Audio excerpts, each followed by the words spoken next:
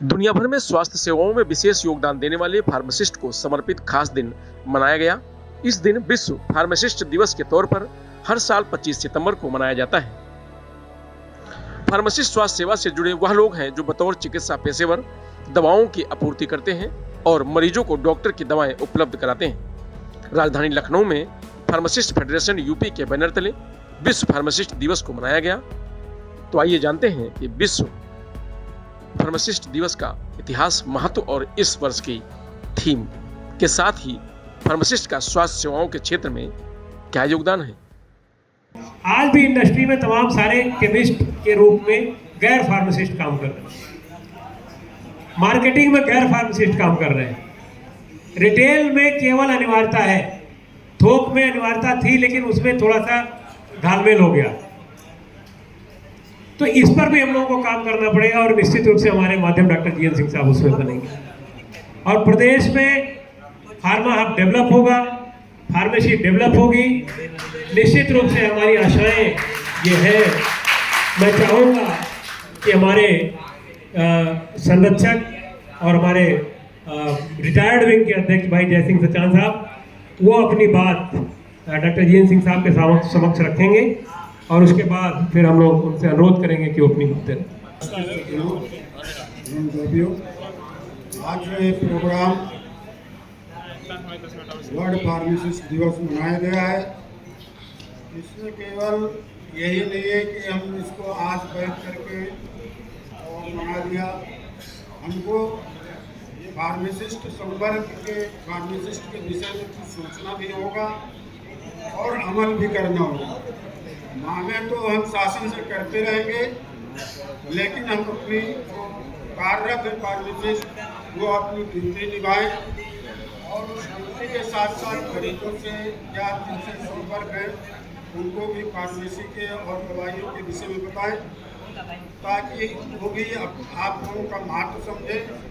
और जहाँ शासन प्रशासन की बात है, उनको जो मांगे हैं उनके लिए जो है ये हमारा संगठन है वो बढ़ाता रहेगा। आज उत्तर प्रदेश एक उत्तम प्रदेश बनने की दिशा में अग्रसित हुआ है और हम बधाई देना चाहते हैं आज वर्ल्ड फार्मासिस्ट डे पे अपने यूथ फार्मासिस्ट फेडरेशन के अध्यक्ष को, सारे पदाधिकारियों को जिन्होंने इस अवसर पर एक महान कार्य करने का संकल्प लिया है।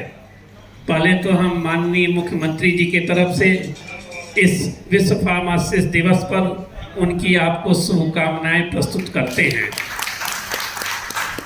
माननीय मुख्यमंत्री जी हमारे फूड सेफ्टी ड्रग एडमिनिस्ट्रेशन के मंत्री भी हैं और ये जान के आपको खुशी होगी कि उनके दिल में फार्मासिस्टों के प्रति बहुत ही महान रिस्पेक्ट है।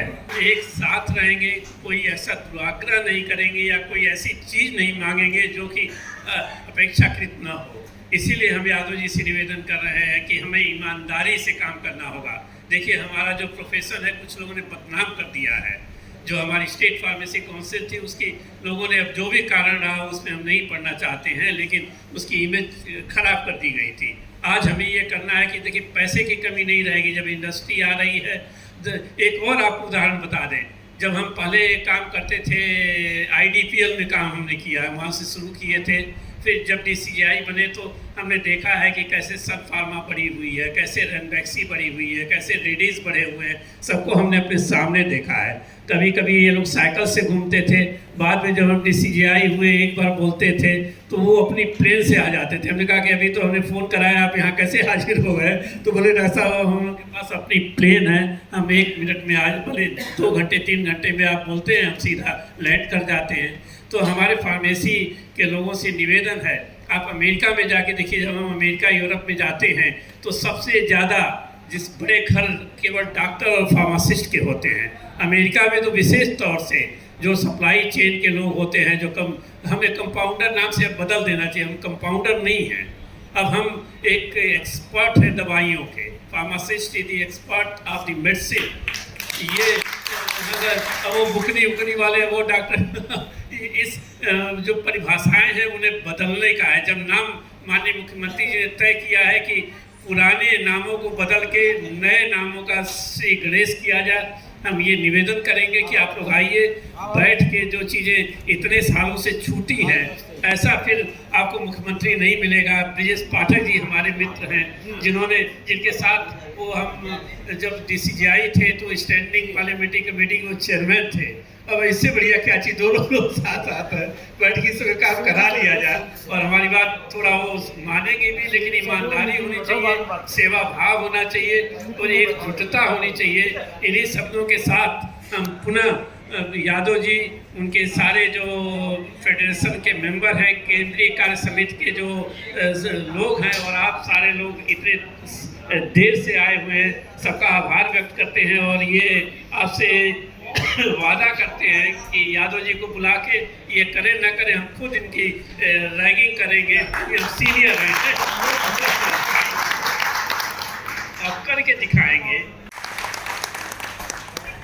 ये देखिए, फार्मेसी प्रोफेशन कोविड में ये सुनिश्चित कर दिया है, ये प्रूव कर दिया है कि अगर भारत उत्तर प्रदेश के नागरिकों की स्वास्थ्य की सुरक्षा, उनके साथ सेवा का भाव अगर किसी प्रोफेशन के पास है तो वो फार्मेसी प्रोफेशन है।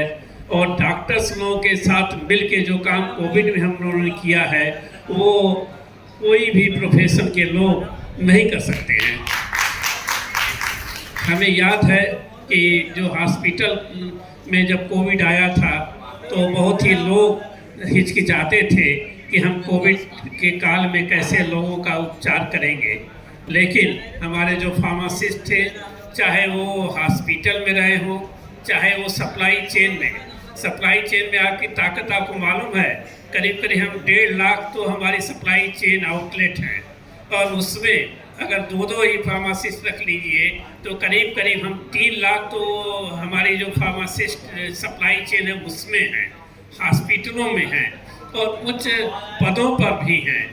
आज ज़रूरत इस बात की है कि हम सारे फार्मासिस्ट एक साथ होके ये सुनिश्चित करें कि आने वाले समय में कैसे, जो हम अभी आपके अध्यक्ष जी ने और मैडम ने ये कहा कि कई चीज़ें जो बहुत पुरानी चली आ रही हैं, जो कि जब देश स्वतंत्र था तब से चीज़ें आ रही हैं, उनको तोड़ने का वक्त आ गया है।